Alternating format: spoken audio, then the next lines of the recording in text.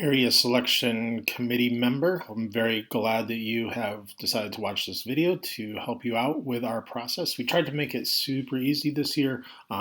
Got rid of a lot of the paper that was involved and tried to streamline everything to make this experience as easy as possible for you. So on behalf of Jacksonville Public Education Fund, thank you so much for agreeing to do this. We're very proud of the process of selecting the 2020 Duval County Teacher of the Year, and we absolutely could not have it happen without your help. So thank you again for agreeing to do this, and please know that I'm more than happy to help in any way that I can throughout the whole process.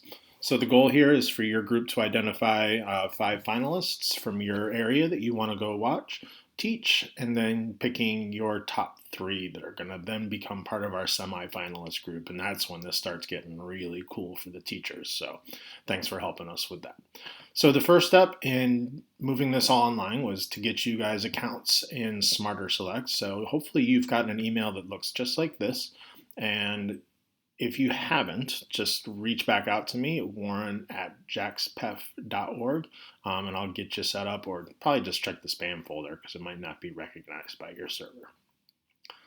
All right, so once you're going to do that, you're going to go ahead and just click Activate Account, and that is very easy to do. Once you get up to the page, I already have mine set up, obviously, but it just asks you for your name, email address, and then you'll set up your own password, and it'll bring you to this page, which is the dashboard where the teachers that you need to evaluate are going to, you're going to have access to them here.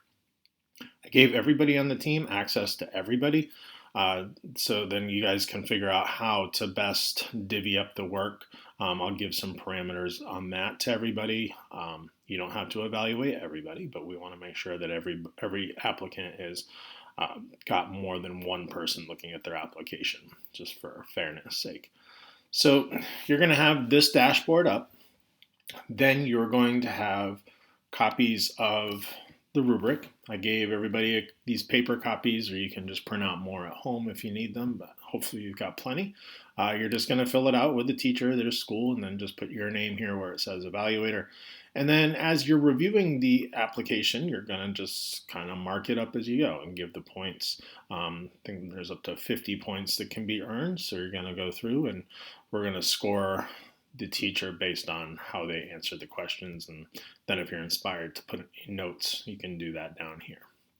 All right, so this will be out next to you. You can do it online if you want, whatever you're most comfortable with. I'll be sending everybody a doc copy of this, so you'll have that, but you also have the paper copies. So that'll be out, and as you're reading through, you just click where it says read, and then because I'm making a video, it's going to be slow. Oh, there we go. All right, and then it just brings you to the completed application. Any applications that aren't completed don't need to be evaluated. It's pretty simple. If they didn't get it done, too bad. All right, so you're going to go through, just make sure you got the right person, make sure they've done everything completely here. This looks great. Yep, all good.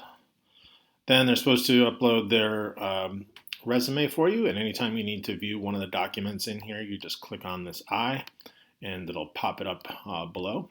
Good. You're going to go through and make sure they did a complete resume, and that they do a good job of explaining their work. And like this teacher, you can see she's pretty highly recognized and quite a high caliber, which is great to see. So you'll just review the resume. Again, bring it back to the rubric. Make sure you're giving them points for that. Make sure they don't have a super long resume. No one needs to read through all that. All right. Then you're going to get into the questions about teaching practice, and you'll be giving a score on each one of these. This is really when you're just listening to your heart and evaluating how compelled you feel by the answers that they'll give you. We put up some criteria on the rubric, but we're all impacted by teachers. We all love teachers. So this is where I encourage you to, use the rubric, but follow your heart as well. So you'll be evaluating that. Then you're going to go through the letters of recommendation. Again, same style. You just go ahead and pop on the eye. and it'll open up below. You're able to read it and evaluate it without downloading anything or having to worry about printing anything off. So you'll just go through the rest. Yep, they did everything they're supposed to. Electronic signatures are fine on these. It's fine on all the documents. They didn't have to get a physical handwritten signature. They could just do it electronically. So I'm not going to click submit because I don't want to lock up this application, but that's what you would do. Actually, it's probably best to just put save and finish later. That way you'll be able to come back to it and it'll stay here on your dashboard. All right, so then you've read over everything. You completed the rubric. This teacher was amazing. So you gave her a score of 50. Put a note in there like, would love to see this woman teach. You're going to just save that in your folder, bring it to your next team meeting.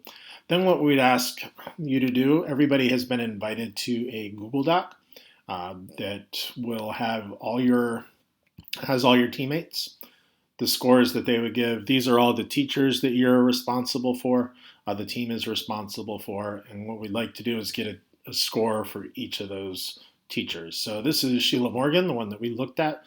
Gave her a 50, but my colleague only gave her a 47. They weren't quite as impressed as I was, but still a great score.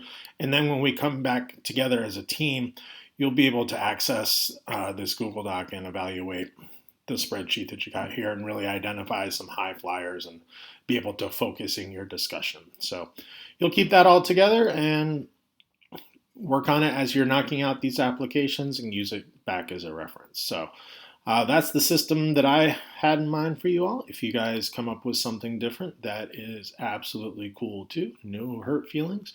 Just run it by me and we'll put that to work. I know we have some experienced people that probably are going to teach me a thing or two in this process. All right, so once again, on behalf of Jacksonville Public Education Fund, really appreciate you guys helping us with the 2020 Duval County Teacher of the Year process.